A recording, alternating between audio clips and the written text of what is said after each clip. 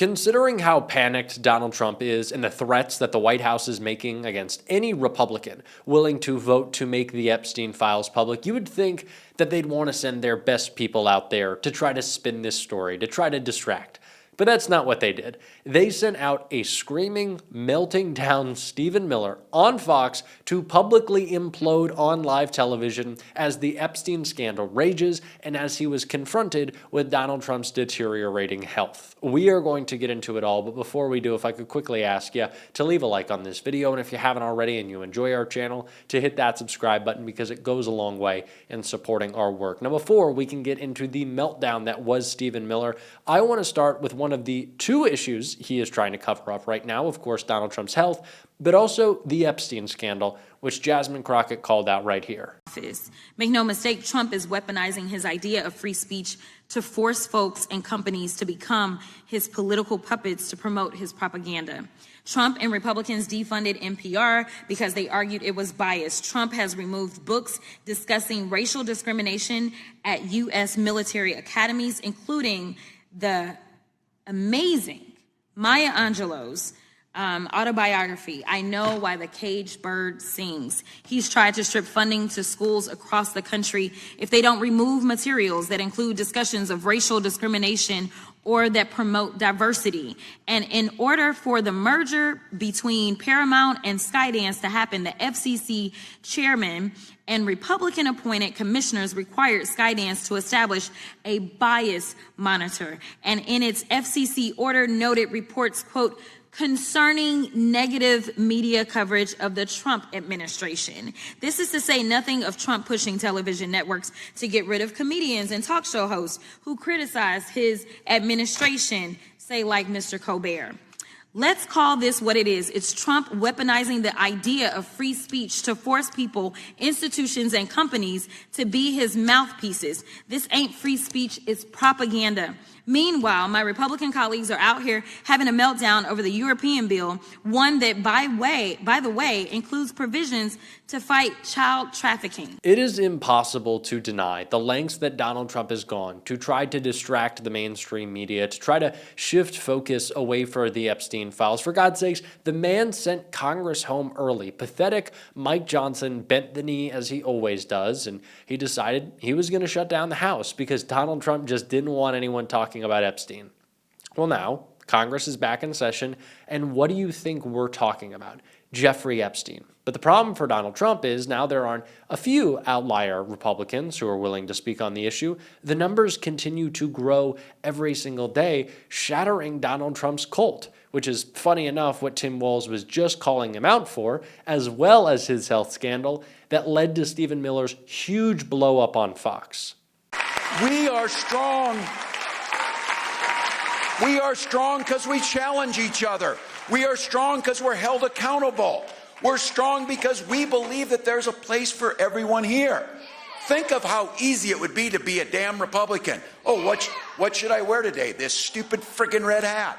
What should I say today? I don't know. Just make sure it's cruel. Who do we listen to? That guy. Oh, the felon in the White House? Yeah, listen to him and that will be fine.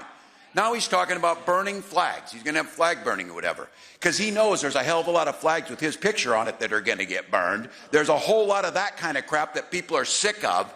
And I have to tell you, we can have our internal decision-making, our internal healthy debates, but I refuse to believe we do not have the luxury to fight amongst ourselves while that thing sits in the White House. In the morning and you doom scroll through things, and although I will say this, the last few days you woke up thinking there might be news. Just saying, there will be news sometime, just so you know, there will be news. Two incredible points made by Governor Walz. The first, of course, MAGA's a cult. We've always known this. They are falling in line with whatever Donald Trump does, except for the rare instances with Jeffrey Epstein. But the second point, yeah, I really wish we had gotten a little bit more positive news. And of course, the positive news that Tim Walz was alluding to is that one day Donald Trump, I don't want to say it because, you know, I don't want the administration to bust down my door in the middle of recording this video, but I think you know what I am suggesting. His health has not been great, and it was for that very reason that Stephen Miller melted down on Fox, screaming, falling apart. Just check it out. What is your reaction to the likes of Kimmel, Colbert, Jen Psaki, Tim Walz, etc.? Where do you even begin with these morons, Sean? That's a good question. Would you like me to answer that? You want to be the host? We'll reverse roles here.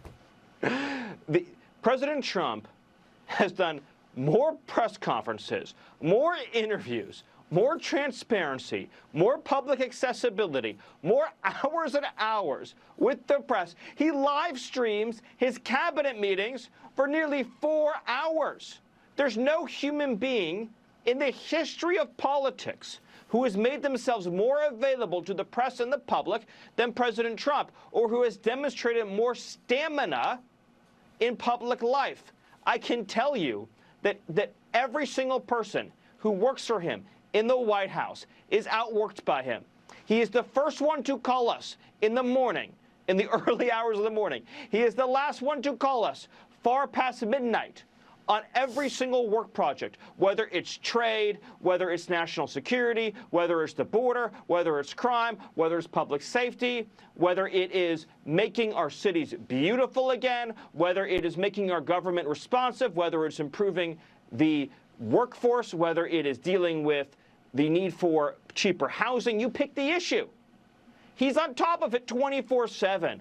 If he is the first guy in, last guy out, why wasn't he in or out for 5 days, Stephen Miller? And if this is the most transparent and accessible administration in history, why is it so difficult to access the Epstein files?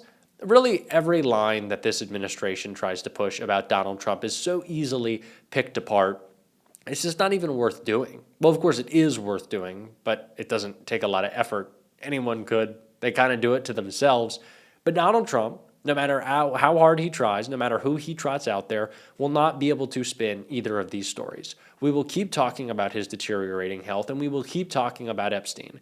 And that is exactly what we have seen from those who have been uplifting this story from the beginning, like Lawrence O'Donnell, who spoke with a survivor of Epstein's abuse tonight. And now we got to take a look at it. Thank you very much for telling us your story today at the Capitol. I know you've had some time since then, and I'm just wondering if there's anything you would like to add to what you said today.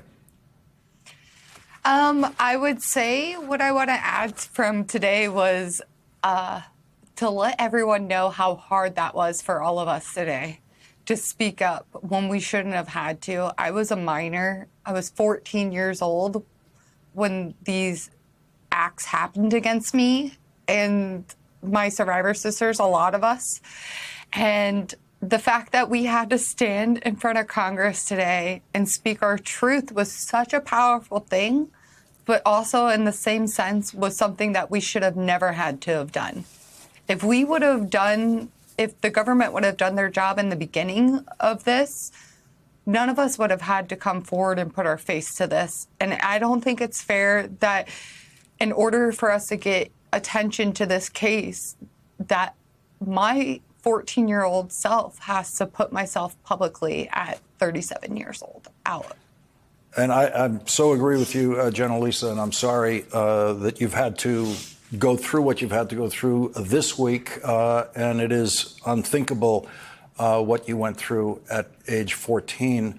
You're not the only one who met Jeffrey Epstein at age 14, and as you know so much about this evidence against him. How long were you involved with Jeffrey Epstein and Ghislaine Maxwell? I was involved with them long enough for them to do the damage. And I think that's all that matters. It doesn't matter how many times you went, if you went multiple times, if you were involved for years or not. The damage was done the first time the abuse started. Jenna Lisa, what are you finding when you share your stories with other survivors? How has that been for you? Has that been a positive experience? It's like a double knife sword, right? Like it's empowering and strength in numbers, and to feel like that you're not alone, especially when you have for so long. kept this a secret because you thought you were the only one or the few of some. But then having that, being surrounded, especially this time around, being surrounded with all of the survivors, I think it really spoke volumes for all of us to be there and united front for this and show our support for each other, because I don't think anyone else could ever understand what we went through except for ourselves. As we all know, there are the count goes into possibly the thousands, above 1,000 Epstein survivors out there. And so we're hearing from a very small group of those survivors. You've been both. You've been a silent survivor for a number of years, and now you are a publicly speaking survivor. Tell us about those two different conditions, those two different choices. The choice to be silent, what's that like for the women, you think, who are out there silent tonight, who are watching you, possibly hundreds of them watching you right now, who went through what you went through, but have remained silent and have remained private about it. What do you think their experience is like, and what is the experience like when you make that decision to change and become one of the speaking survivors? I think being quiet and not saying anything is our own way of how we protect ourselves. A lot of us didn't know that this was such a wide variety. And then once you get the scope of the whole situation that was at play, I think we hold a lot of guilt to that. And I think that silences us a lot, because how do you heal from that, right?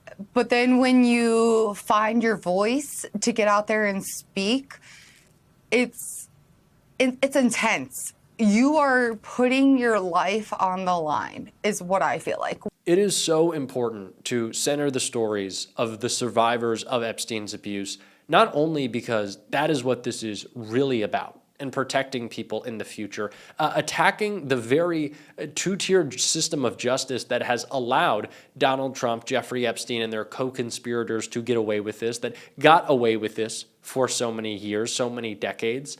But also at the same time, proving out that Donald Trump only ever wanted to use these people as political pawns, that he does not care about the Epstein files. He only cares about how it can benefit him. We have to call that out. We're going to on this show, and if you want to support that, as always, you can hit that subscribe button, leave a like on this video, and if you stuck around to the end, drop a blue heart in the comments. And until next time, I'll see you soon.